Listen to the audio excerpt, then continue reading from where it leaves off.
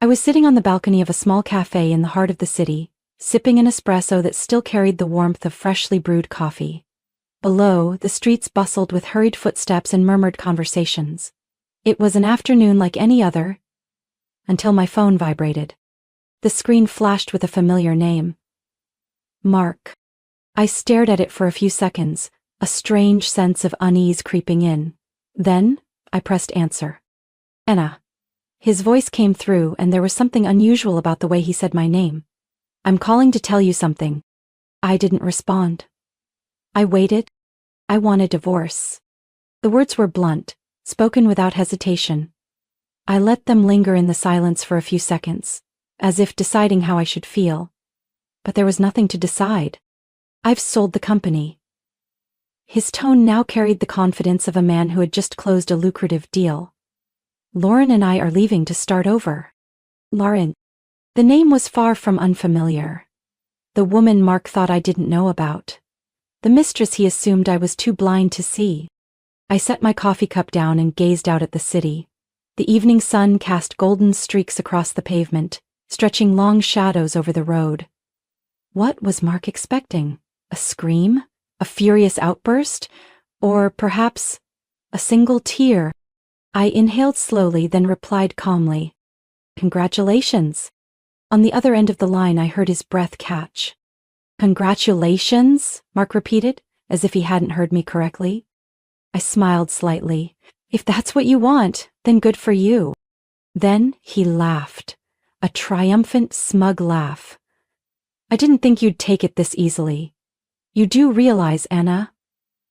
You have nothing left. The company is sold, and I own the majority of the assets. I glanced at my watch. Just a few more minutes. Is that what you think? I asked, my voice steady. Of course.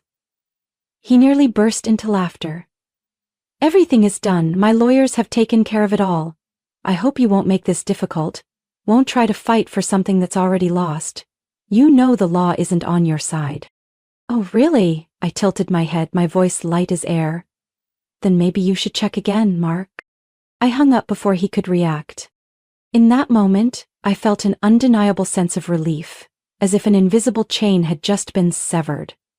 Mark thought he was the one controlling the game. He had no idea that this entire time, I was the one dealing the cards. As I left the cafe, my phone buzzed with a message from my lawyer. It's done, he can't sell what he no longer owns. A smirk curled at the corner of my lips. The city looked strangely beautiful this evening. Mark thought he could walk away and take everything from me? He had no clue that while he was plotting his betrayal, I was already writing the ending. I drove home, knowing exactly where he would be, sitting in his favorite chair, wearing that smug grin, convinced that he had won. He thought I would crumble. He had no idea that the real game was just beginning. I parked in front of the house, taking a deep breath. The golden sunset stretched long shadows across the stone-paved driveway leading to the mansion we once called a home. But this place had ceased to be a home long ago. Now it was nothing more than a stage. And tonight the show was about to begin. I stepped through the heavy wooden doors, the rhythmic clicks of my heels echoing through the silent space. Mark was exactly where I expected, lounging, in his favorite armchair, swirling a glass of red wine in his hand. Beside him, Lauren stood by the window, arms crossed. Her tight red dress stood out under the chandelier's warm glow, but the confidence she once carried so effortlessly was no longer there. Mark's lips curled into a condescending smile the moment he saw me. Anna, you're finally home. He tilted his head slightly, his voice dripping with satisfaction. I assume you've had time to think things over. I placed my bag on the table and slowly took a seat across from him. Yes, Mark, and it's fascinating that you think this is already over. Reaching into my briefcase, I pulled out a thick stack of documents and placed them on the table with a decisive thud. He narrowed his eyes, glancing at the stack of papers in front of him. Lauren shifted uneasily, her gaze locked onto me. What is this? Mark asked, his voice strained. I intertwined my fingers, offering him a calm smile. The truth. And I think you should read it before you continue your performance. Mark picked up the documents, flipping through the first few pages. I watched as the color drained from his face while the words sank in. Lauren, who had remained silent until now, finally spoke. Mark? Her voice wavered, losing its usual sharpness. He slammed the papers down on the table, his eyes hard as they met mine. "What the hell do you think you're doing, Anna?" Leaning back in my chair, I replied nonchalantly, "Just giving you a reality check." I picked up a single sheet from the stack, reading it slowly.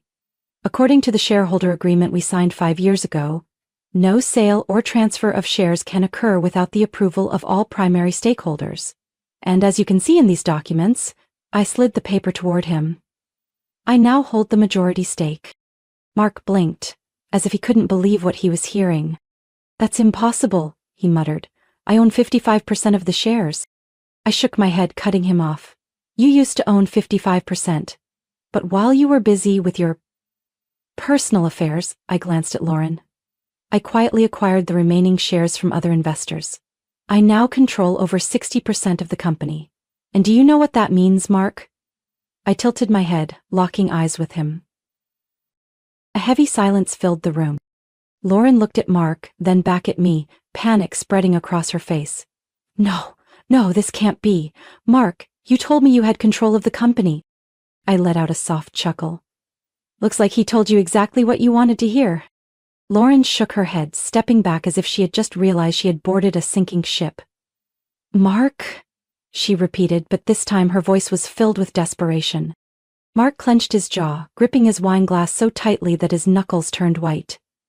"Anna, you're playing a dangerous game." Not at all." I stood up, retrieving another set of documents from my briefcase. "But this is where things get interesting." I placed the papers in front of him. "Do you remember the $1,200,000 that mysteriously disappeared from the company's internal investment fund? And those contracts you signed with a shell consulting firm in Hong Kong?" Mark froze. Lauren turned pale. I leaned forward, my voice slow but razor sharp. "That's called financial fraud, Mark." I pulled out another stack of documents, my tone ice cold. "I have records of every suspicious transaction you've made over the past 3 years. There's enough evidence here to trigger a full-scale investigation by the SEC and IRS. And guess what? I already sent a copy to my lawyer this morning." Mark shot to his feet, slamming his fist onto the table. "You dare?"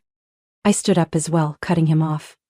"Dare to do what, Mark? Let you start over with Lauren while burning everything behind you? Did you really think I was that naive?" Lauren gasped, stepping back again before turning to Mark. You lied to me?" Her voice trembled. I crossed my arms, waiting. Mark struggled to maintain his composure, but I could see the fear creeping into his eyes. He turned to Lauren, desperately searching for a way to justify himself, but she was done listening. "Mark, I don't want to be involved in this," she nearly screamed, panic thick in her voice.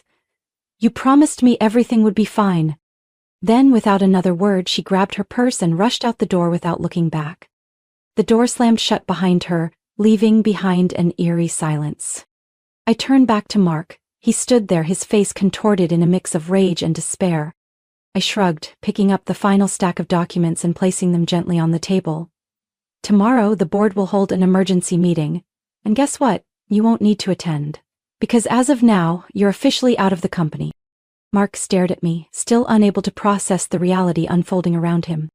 I grabbed my bag and turned toward the door. Just before stepping out, I paused, glancing back at him one last time. "You know, Mark," I said softly, almost like a whisper in the wind, "if you had simply asked for a clean divorce, I might have let you walk away without any of this happening." I opened the door, stepping out into the cool night air. "But you chose betrayal." And with that, the door closed behind me. The game is over. Night had fallen over the city, but the glow from my computer screen still flickered steadily in my office. Lines of data scrolled across the monitor. Numbers, transactions, emails, systematically extracted and displayed. Mark might have thought I was just a simple wife, but he had forgotten one critical detail. I am a cybersecurity expert. Before co-founding the company with Mark, I worked for a major tech corporation specializing in financial security. I understood exactly how systems operate, how data can be manipulated, and more importantly, how to expose a fraud. For over a year, ever since my instincts told me that Mark was no longer trustworthy, I had quietly built a sophisticated surveillance system within the company.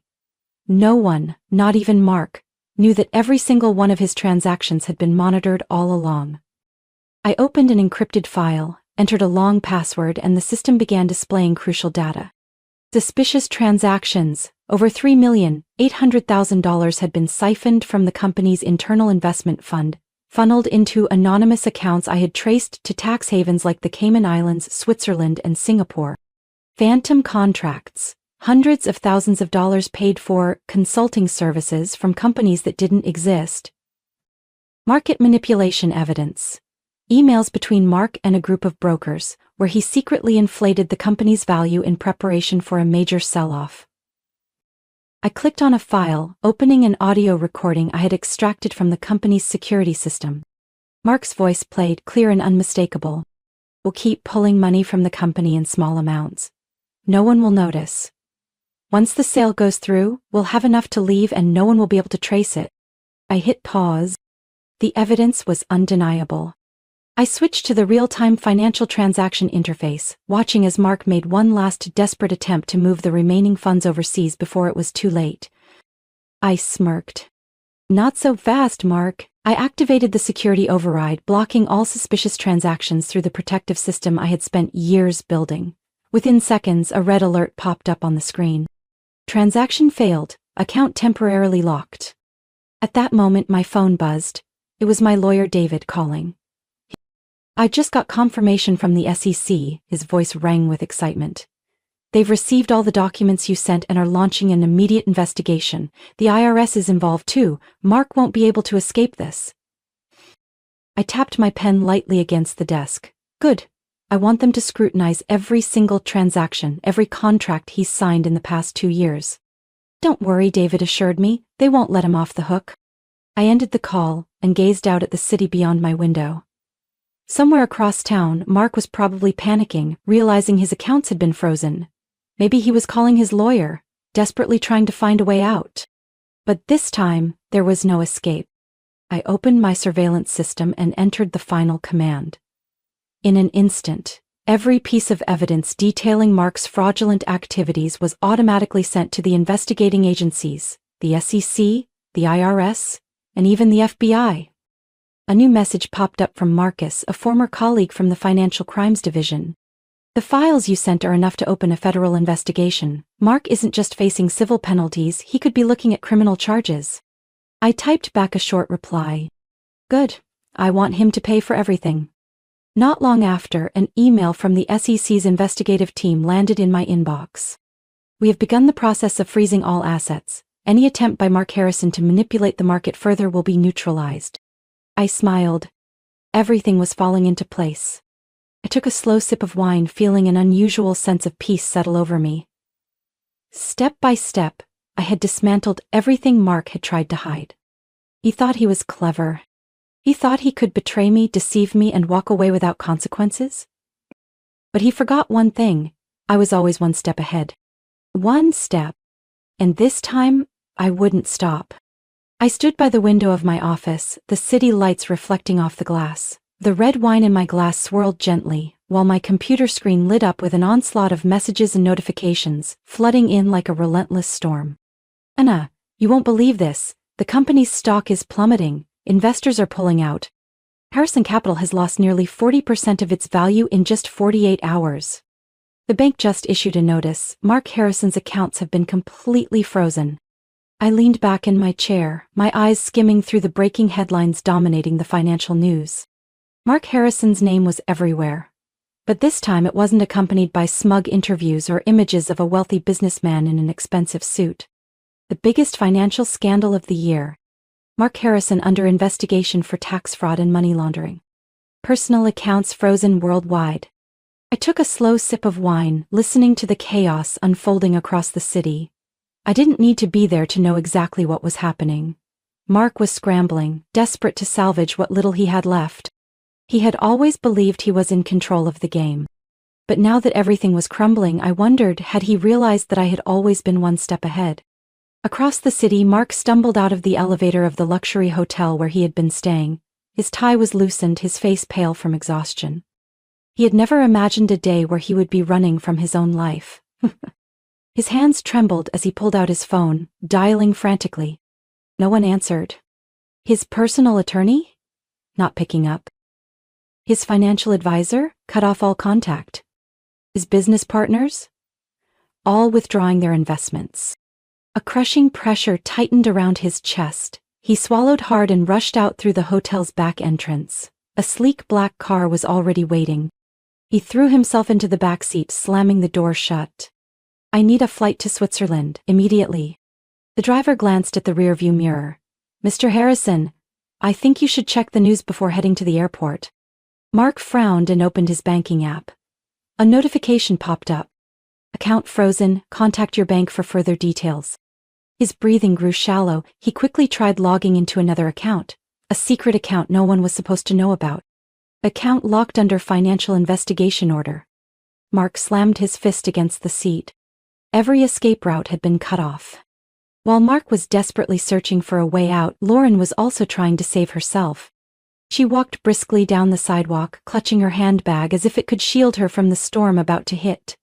Her fingers trembled as she dialed Mark's number, but all she got was a dead line. He had promised they would leave together. He had told her he had a plan. He had lied. A taxi pulled up at the curb and Lauren quickly climbed in. JFK Airport. The driver nodded, but just as the car was about to pull away, her phone vibrated. A message from her personal attorney.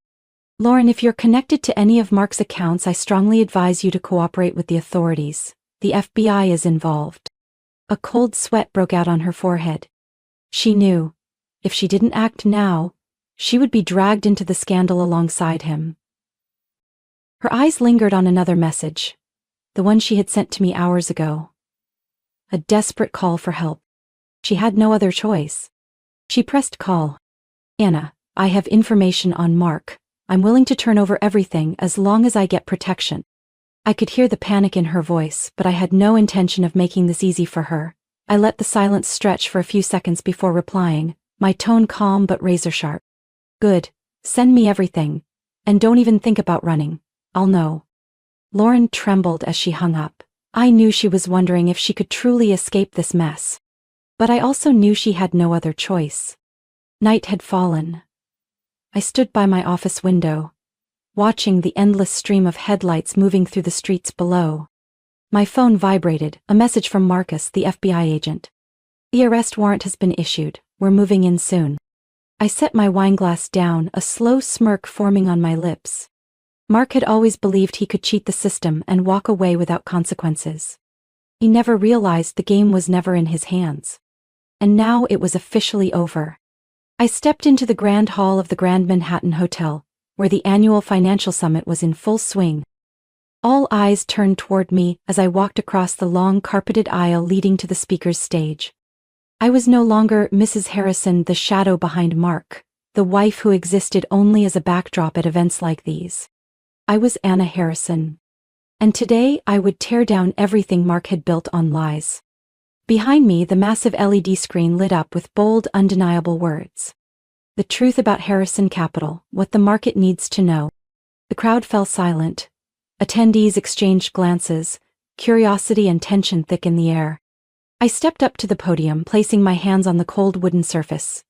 The spotlight shone down, reflecting off my eyes. The eyes of someone who knew exactly how much power she held. I'm sure you've all seen the headlines, I began, my voice strong and unwavering. What we are witnessing is not just the downfall of one man, but a costly lesson in greed and deception.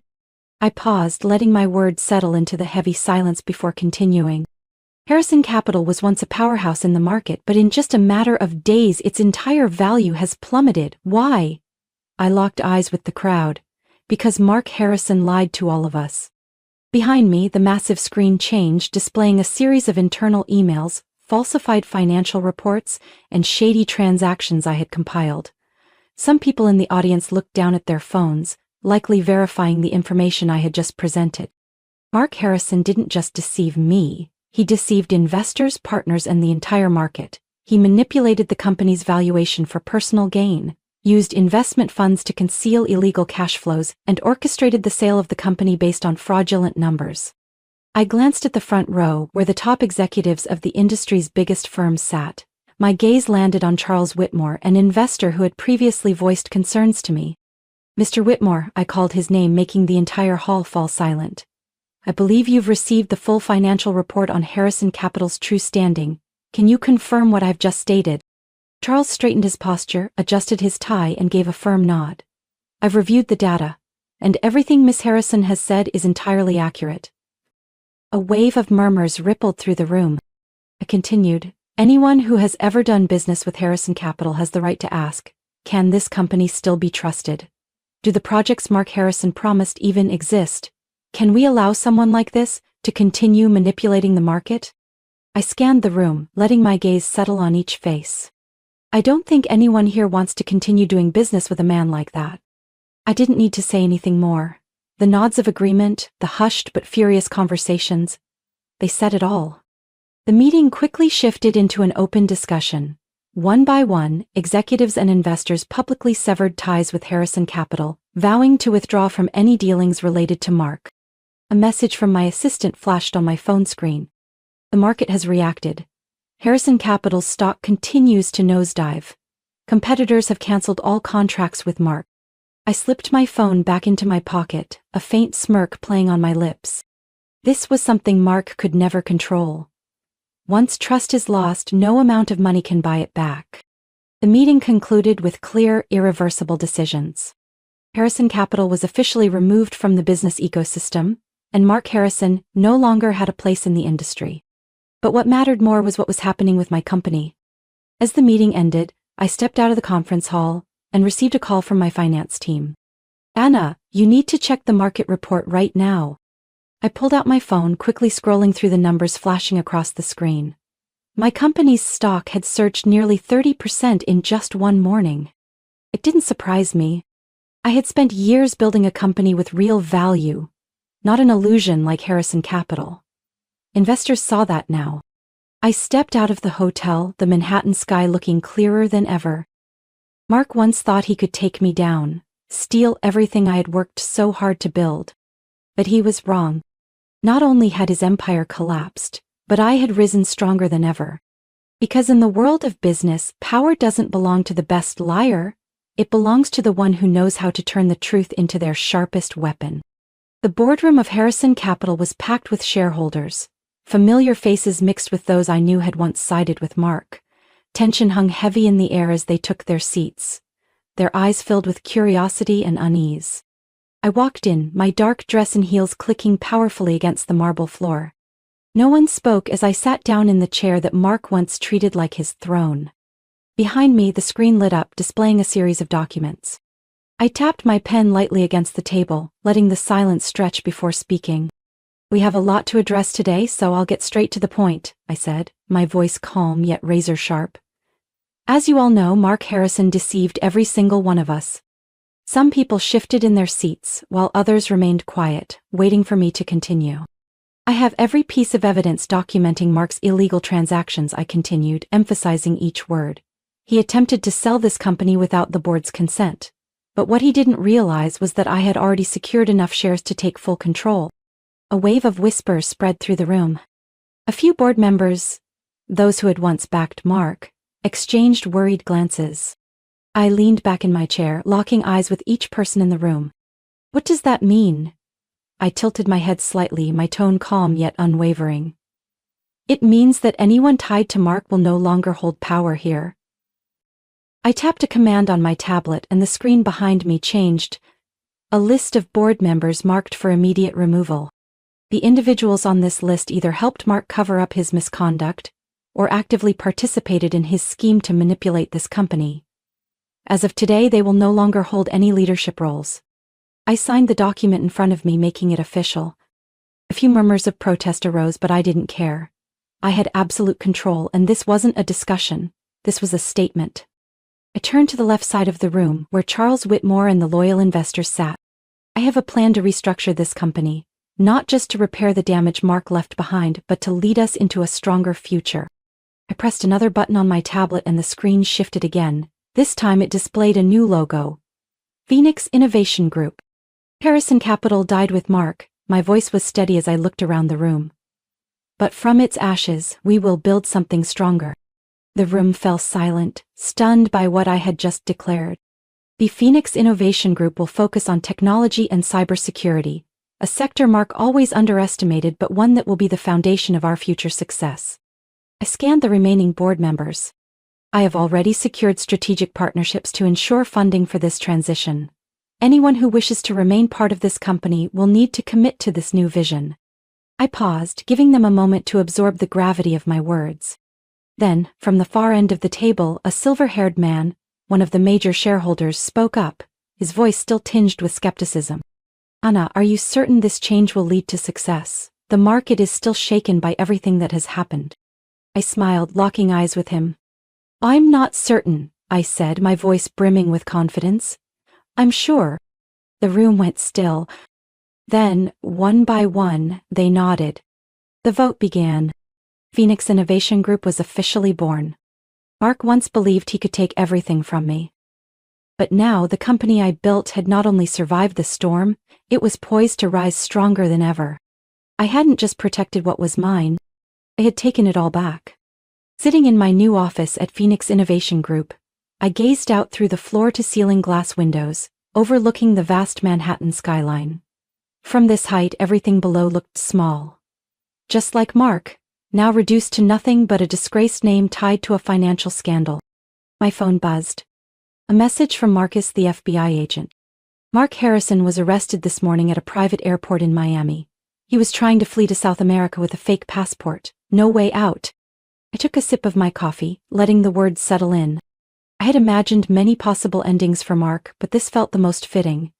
A man who once stood at the top, now being dragged away in handcuffs, caught in the blinding flashes of news cameras? Another message popped up. An unknown number. 1. I should never have trusted him. I should have known he could never protect me. But now it's too late. I didn't need to check the sender. Lauren. I let the message fade into oblivion. She wasn't worth my time anymore. Instead, I opened my laptop and pulled up the latest financial report. Phoenix Innovation Group was soaring. Since the restructuring, the company had attracted massive investments from some of the world's largest funds. Cybersecurity and financial security contracts were pouring in, boosting our company's valuation by 150% in just 3 months. The media had already started calling me the woman behind the new tech revolution. Mark had once thought he could destroy me. But he forgot one thing. I didn't just know how to take revenge. I knew how to rebuild. I stood up, walking toward the window, my eyes fixed on the horizon. The battle was over. But this was just the beginning of an empire no one could bring down. The lesson from my story is simple yet profound. Justice isn't just about destroying a betrayer, it's about rebuilding something stronger from the ashes. Mark thought he could manipulate everything, but he forgot one truth. The truth always finds a way to surface.